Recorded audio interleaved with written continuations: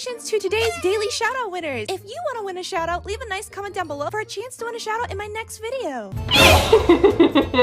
It is me, Pennywise, the evil clown, or some sort of evil clown. I don't know who I'm supposed to be.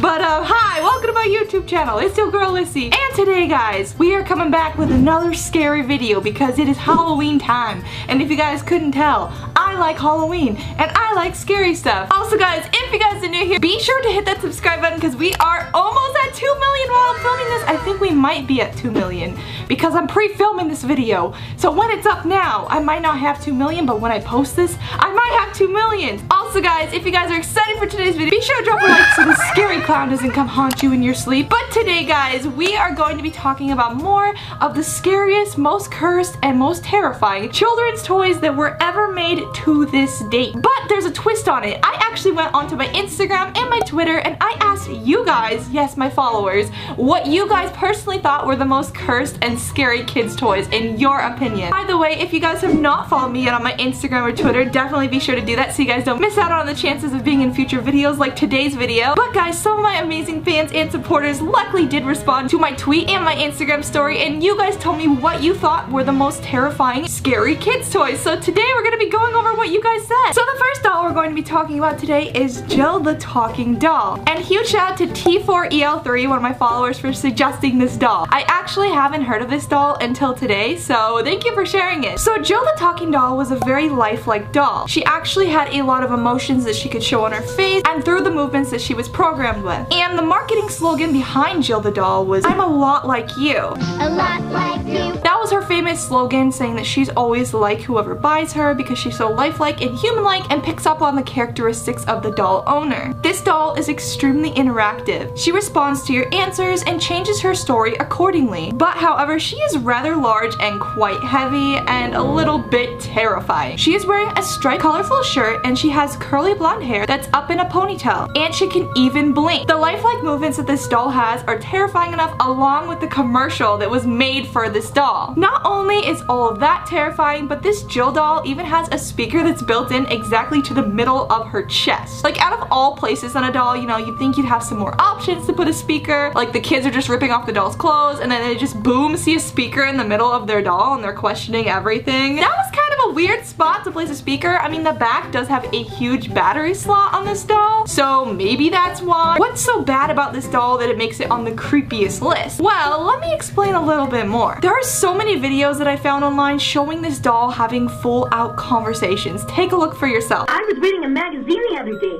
and there was this quiz that said, "You have dark qualities?" However, she would have so many conversations over the years of people and kids that would own her that eventually people that own this doll for a year or more were starting to see a lot of glitches and problems with their dolls. And this is where things get a little creepy. Eventually their dolls would start to stutter, or they'd have problems pronouncing certain words, or they would just start sounding monstrous, like growling, low-pitched monsters speaking to the kids playing with them, which is really creepy. This ended up scaring a lot of kids who owned one of these talking Jill dolls and even creeped out their parents because the parents would hear the dolls saying things like, "Let's have a playtime," and it was just creeping out a lot of people, on top of how lifelike this doll was. Like, it was like having a real human child in your house that understands everything you're saying, but it's a doll. Like, that is horrifying. I don't know why anybody would want this, but I mean, the Jill doll, that's something I definitely wouldn't want, so that is one creepy doll. The next doll that we're going to be talking about is the Edisons talking doll. And huge shout out to my supporter Noel-DO for this suggestion. The Edison phonograph doll was introduced in the 1890s and it was a extremely big failure. At 22 inches tall, this doll was extremely large, heavy, expensive, and horrifying to look at. Embedded in each doll's tin torso was a miniature-sized model of Thomas Edison's phonograph. However, the phonograph that they were putting inside of these dolls did not record voice messages very smoothly. Take a look for yourself.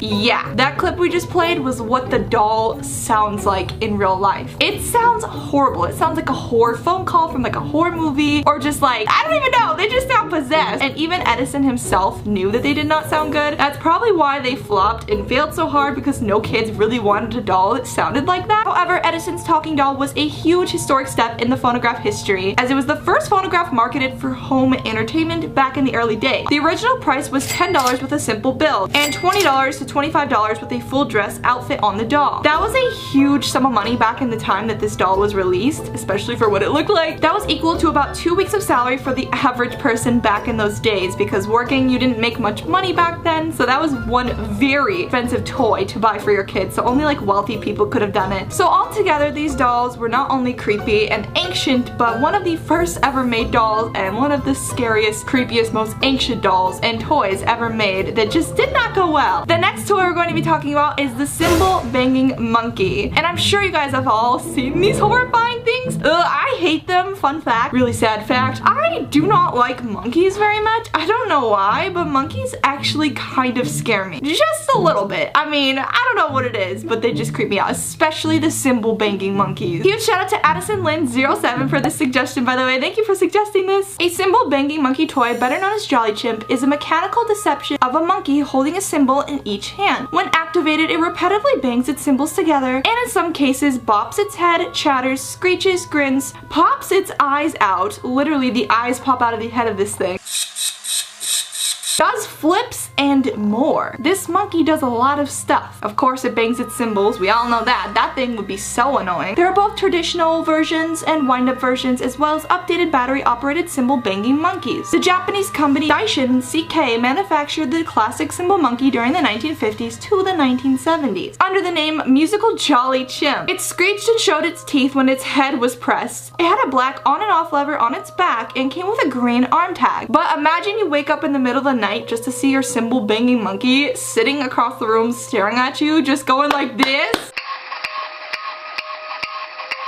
Have a whole heart attack. And funny thing is, I've seen stories on like Reddit forums of people that claim they've had a haunted cymbal banging monkey that would go off in the middle of the night by itself, and that would freak me out, okay? I just do not like those toys. They're horrifying. The next creepy toy we're going to be talking about is the Baby Alive doll. I'm surprised I haven't gotten to this, but huge shout out to Keisha on Instagram for suggesting this doll. So if you guys don't know what the Baby Alive doll was, well, let me catch you up on this one. I remember seeing commercials about this thing when I was younger, and the commercials are so creepy. The Baby Alive doll was introduced on the shelves in 1973. It could eat packet foods mixed with water that were fed into it from a spoon. It came with a bottle, it dirtied nappies, and one version of the doll even produced vomit. That's really nasty. That's horrifying. A little too realistic if you ask me. Unlike other plastic babies who only have clothes and strollers, Baby Alive simulated the perils of caring for a child by forcing children to cope with its eating and even its urination needs. Or worse, you even had to change this baby's diapers. So basically the whole point of Baby Alive was to teach children how to fend and care for a real human baby with just using a doll as a simulation. And trust me, I did that back in middle school with a fake baby, and that was the worst 24 hours of my life. And I had a bracelet too, so I was like bound to the thing, and my teacher would flunk me if I like got away from the thing within like 3 feet distance. Yeah, those things are not pleasant, and I do not know why the commercials were so freaking creepy for these things. Like, they were terrifying. And last but not least, we're going to be talking about a very, very scary one, and this one is called Carbuncle. I hope I said that right. This was actually recommended by a fan who lives in another country. Huge shout out to Vic's Baby Girl on Twitter. Thank you for recommending this one. This one is scary. I do want to mention this one is not exactly a toy or a doll, but it is a puppet. So let me explain the background of this puppet for you that's on a TV show. In a cave nearby, there lives a carbuncle on an ill-tempered troll-like creature who is illiterate, but desperately wants to learn reading and writing so he can write a story about his species, the carbuncles. They're ugly. One day, Mick, the protagonist, visits Carbuncle's cave and tries to teach him to read. So this was eventually a children's show that was a Dutch series, and a lot of the children who grew up watching the show claimed that it was their greatest trauma from their childhood. And trust me, there is tons of people on Reddit forums, TikTok, all over the internet that claim that this show specifically gave them night terrors, scared them to go to sleep at night, and traumatized them since they were little. To this day, they don't want to watch the show ever again. Yes, it was truly that terrifying. They created all sorts of replicas of the Carbuncle puppets, and they were horrifying. Also, I would love to mention how from the clips I've seen of the show, the puppets sound super irritated and cranky in the clips that I've seen. They sort of have an older voice to them, kind of like an elderly voice. I definitely find it unsettling in myself, even just from the images and few clips I've seen. I'm surprised that they even aired a show like this to children, because that show, if I would have seen it when I was younger, it would have just gave me nightmares and it would have made me cry. I probably would have had my parents shut it off the TV because I just don't like that kind of like feeling of a show. Like, it just looks unsettling. Like, it's creepy nostalgic, if you know what I mean. But imagine actually owning one of the puppets or the Carbuncles from this show. I actually wonder if the producers or whoever made it has the Carbuncles. Imagine they just have the puppets like sitting in their basement. Oh heck no, that thing would be worse than a Five Nights at Freddy's animatronic. I'd rather have one of those than that. Anyways guys, that's going to do it for today's scary toys that you guys probably wouldn't want to own. If you guys enjoyed today's video, be sure to drop a like, guys. Let's see if we get this video to 20,000 likes and I'll keep this series going about scary toys. Anyways guys, that's gonna do it for today's video. Thank you all so much for watching and I'll see you guys in the next video. Bye guys!